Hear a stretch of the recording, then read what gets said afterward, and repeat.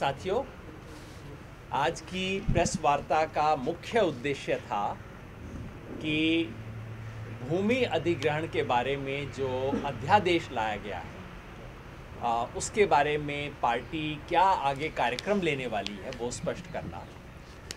आप जानते हैं कि जब से भूमि अधिग्रहण अध्यादेश आया है, दरअसल उससे पहले भी पार्टी ने अपने राष्ट्रीय मैनिफेस्टो में इस पे अपनी भूमिका बिल्कुल स्पष्ट की थी कि हम इसके पक्ष में, हम औद्योगिकरण के विरोध में नहीं हैं। हम चाहते हैं देश में उद्योग का विकास हो, इंफ्रास्ट्रक्चर का विकास हो, लेकिन ये सारी चीज़ें किसान के साथ ज़बरदस्ती करके न की जाएं, सहमति के साथ ये चीज़ें हों। पार्टी का ये पक्ष रहा है। जब से 2013 के कानून को बदलने की बात हुई है, तब से पार्टी ने कहा है कि हम इसके खिलाफ हैं। और जिस तरह से सरकार ने चोर दरवाजे से इस भूमि अधिग्रहण कानून को बदलने की कोशिश की है, पार्टी ने ये तय किया है, पहले दिन से पार्टी ने उसके बारे में अपनी पोजीशन ली उसके विरोध में, और पार्टी ने तय किया कि राष्ट्रीय स्तर पर पार्टी इसका विरोध करेगी। आज हमारे सामने संयोग से दिल्ली में आम आदमी पार्टी के दिल्ली के बाहर के भी कई साथी मौजूद हैं, तो हमने उनसे भी अनुरोध किया कि वो आएँ। आप हैं श्री धनदा मिश्र, आम आदमी पार्टी की उड़ीसा इकाई के संयोजक हैं। मेरे साथ हैं श्री आलोक अग्रवाल, आप पहले नर्मदा बचाओ आंदोलन से जुड़े रहे हैं और अब पार्टी की मध्य प्रदेश इकाई के संयोजक हैं। हमारे साथ आंध्र प्रदेश से भाई किरण बिस्सा आए हैं, जो कि किसान स्वराज अभियान से जुड़े रहे हैं और पार्टी की आंध्र प्रदेश इकाई से जुड़े रहे, हमारे उम्मीदवार रहे। और हमारे साथ चौधरी डागर साहब हैं, आप आम आदमी पार्टी का जो ग्रामीण मोर्चा है उसके प्रवक्ता हैं। आशीष भाई और मैं तो हैं ही यहाँ। तो हम आपके सामने रखना चाह रहे थे कि हम इसका क्यों विरोध करते हैं और इसके बारे में क्या हमारे क्या कार्यक्रम।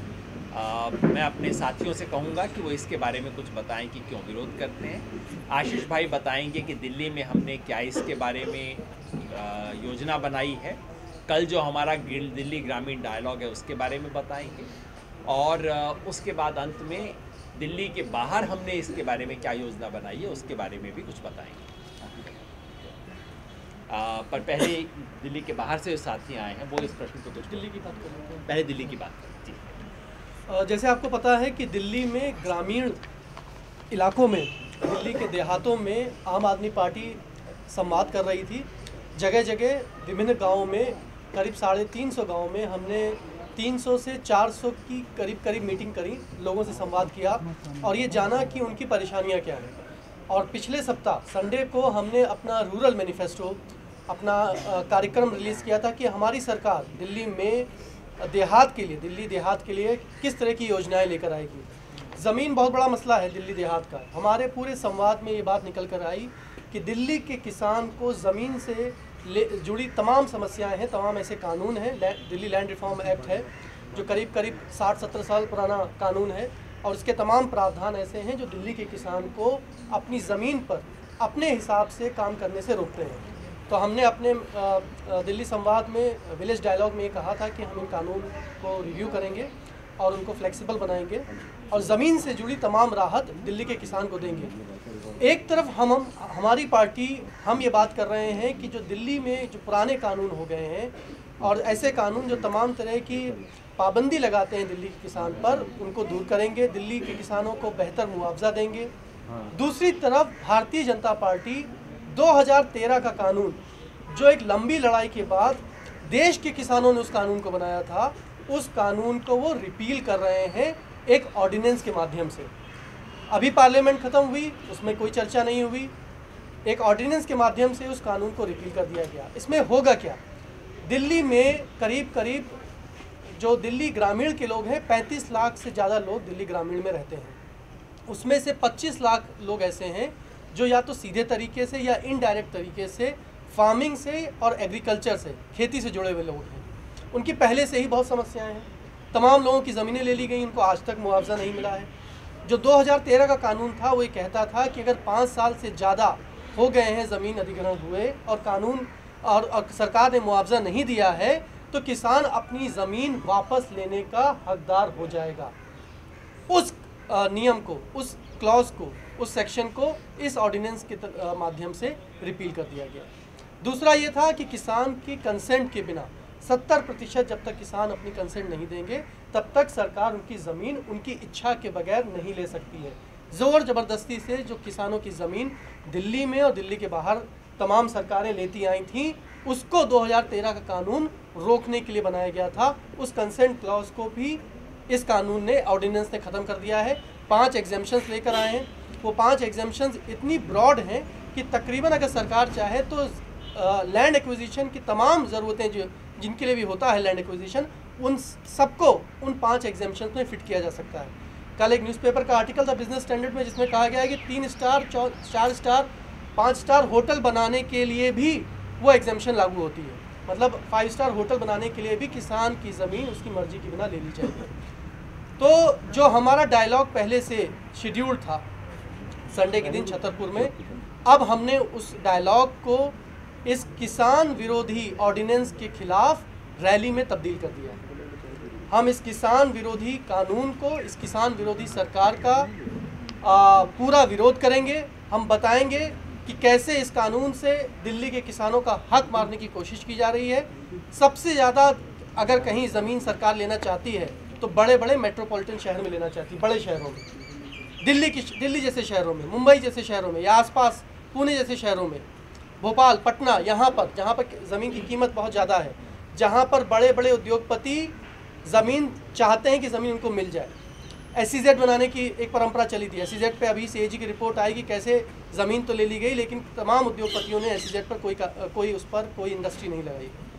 इसी तरीके से दिल्ली में खास करके जो पिछली तमाम सरकारों की नीतियाँ रही हैं वो for the builder, by the builder, of the builder रही है। बड़े बड़े बिल्डरों के साथ मिलकर गठजोड़ करके किसानों की ज़मीन छीन कर बिल्डरों को दे दी गई है।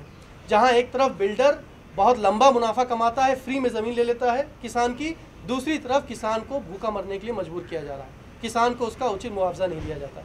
दिल्ली का एक बहुत बड़ा तबका, किसानों का तबका इस कानून से प्रभावित होगा।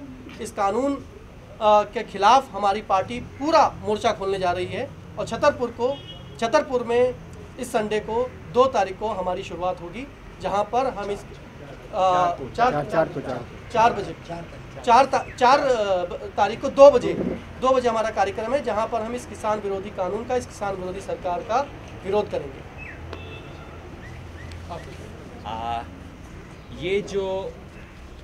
ये जो कानून बना था 2013 का, ये जन आंदोलनों के बहुत लंबे संघर्ष के बाद बना था, क्योंकि आलोक भाई खुद उस संघर्षों से जुड़े रहे हैं नर्मदा बचाओ आंदोलन के माध्यम से। मैं चाहूँगा कि वो 2 मिनट में आपको बताएं कि क्या बैकग्राउंड था और ये जो ऑर्डिनेंस से हुआ है वो कितना बड़ा धक्का है किसान के लिए, आदिवासी के लिए, पूरे देश के लिए। आलोक जी, एक्चुअली इसके पहले जो कानून था 1894 का वर्जन कानून था, वो कानून अंग्रेजों द्वारा बनाया गया था और उसका पूरा उद्देश्य था कि कैसे भी करके लोगों की ज़मीन छीन लेना। उसी कानून को आज़ादी के बाद भी इस्तेमाल किया जाता रहा और इस देश में करीब 5 करोड़, ये ऑफिशियल आंकड़े बता रहा हूँ मैं, करीब 5 करोड़ से ज़्यादा लोगों को विस्थापित किया गया 1894 के कानून को इस्तेमाल करते हुए।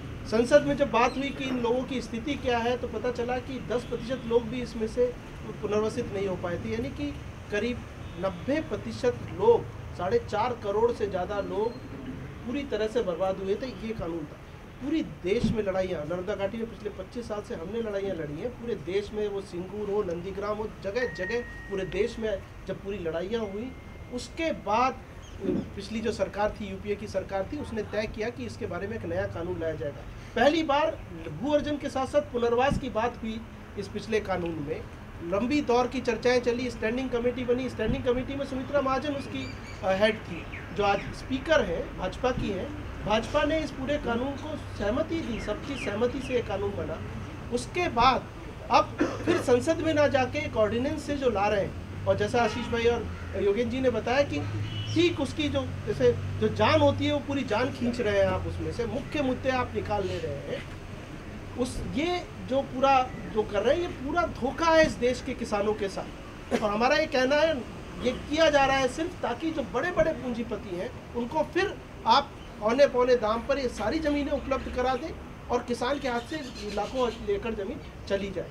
ये एक बहुत बड़ा धोखा किया जा रहा है और बहुत सालों के संघर्ष, बहुत लंबी लड़ाई के बाद जो एक इस देश में विस्थापन को लेके जो बड़ी पीड़ा है, जो भिखारी हो जाता है इंसान, उसको कुछ एक अधिकार मिल रहे थे, उस अधिकार को फिर से मोदी सरकार छीन रही है। और हम यहाँ पर आज ये कहना चाहते हैं कि इसको किसी भी कीमत पे होने नहीं दिया जाएगा। एक बार फिर किसानों को, आम लोगों को सड़कों पर उतरना पड़ेगा इसके खिलाफ। इस संदर्भ में आम आदमी पार्टी ने फैसला किया है कि कल के दिल्ली डायलॉग से शुरू करके हम पूरे देश में एक अभियान चलाएंगे जिसमें इस ऑर्डिनेंस का हर तरह से विरोध किया जाएगा। तो उसका पहला कदम है कल जो दिल्ली देहात का डायलॉग है।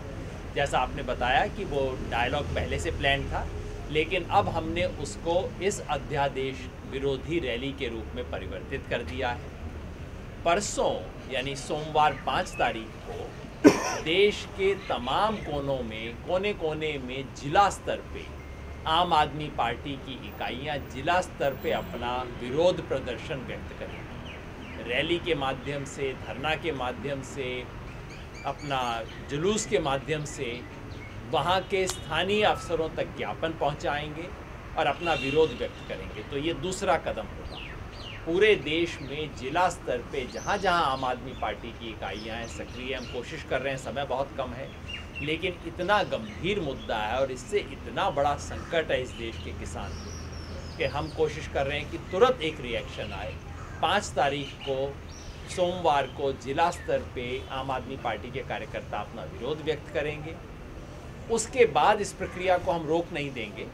उसके बाद राज्य स्तर पे और राष्ट्रीय स्तर पे भी विरोध प्रदर्शन की हम तैयारी कर रहे हैं। जैसा आलोक भाई ने कहा, आम आदमी पार्टी की मान्यता है कि ऐसे कानून, ऐसे अध्यादेश को जो कि इस देश के किसान के खिलाफ है, जो कि इस देश के दशकों के जनसंघर्षों के खिलाफ है, जो कि इस देश के संसद की तमाम पार्टियों ने जिस चीज़ को स्वीकार किया था उसके खिलाफ है, उसे हम लागू नहीं होने देंगे। आम आदमी पार्टी हर तरह इसका विरोध करेगी। मेरे बाकी साथी अगर कुछ जोड़ना चाहें तो एडिशनल। बहुत संक्षेप में मैं बस इतना कहना चाहूँगा कि सर ऑडियो आएगा नहीं, ऑडियो नहीं आएगा आपका। आप उड़ीसा से हैं, धनदा मिश्रा जी हमारे कन्वीनर है आम आदमी पार्टी के उड़ीसा से। बस इतना कहना चाहूँगा कि इस अध्यादेश का बहुत बड़ा मायना उड़ीसा के लिए रखता है, क्योंकि आप जानते हैं कि पोस्को हुआ या टाटा स्टील का गोपालपुर प्रोजेक्ट में 3600 एकड़ ज़मीन 15 साल से लेके कुछ अभी तक वो स्टील प्लांट का सपना जो था अभी तक नहीं बना है। इस तरह का वेदांत में जो लैंड एक्विजिशन का मामले पे जो जन आंदोलन चल रहा था, उस पर जन सुनवाई करके उसको रोक दिया गया था पिछले समय में। ये सारे चीज़ों को लेके उड़ीसा में इस अध्यादेश का बहुत बड़ा वो इम्पैक्ट होने वाला है और उसको लेके हम लोग जरूर किसान और जिन लोगों का ज़मीन छीनी गई है और जो लोग संघर्ष करते आ रहे हैं कई सालों से, उन सबको इकट्ठे करेंगे और इसका ज़बरदस्त हम मुकाबला करेंगे। और आपको पता ही है कि बीजेडी का जो सरकार है वो उसमें 14 साल से उड़ीसा में अभी राज चल रहा है और उनका आधा से ज़्यादा समय बीजेपी के साथ में रह के बहुत सारे एमओयू के जरिए बहुत बड़े बड़े इंडस्ट्रियलाइजेशन की जो सपने दिखाए हैं और उसके तहत 50,000 एकड़ से ज़्यादा ज़मीन वो इंडस्ट्री को दे चुके हैं और उसको लेके जगह जगह उड़ीसा में बहुत सारा जन असंतोष है और उसको हम लोग जरूर आगे के दिन में आम आदमी पार्टी का मैं आभारी हूँ कि इस मामले में पूरा देश भर में हम लोग इसको विरोध करने जा रहे हैं और इसको नहीं लागू होने देंगे। ऐसा प्रयास उड़ीसा में हम जबरदस्त करेंगे। हमारे साथ एक मिनट 2 मिनट और नहीं, हमारे साथ छत्तीसगढ़ के हमारे संयोजक भाई संकेत ठाकुर भी जुड़ गए हैं। नहीं एडजस्ट हो जाइए सर, हो जाएगा, दोनों लोग आए। और आंध्र प्रदेश से किरण बिस्सा जी हैं, दिल्ली के हमारे भाई दीप खत्री भी आ गए हैं, डागर साहब तो हैं ही।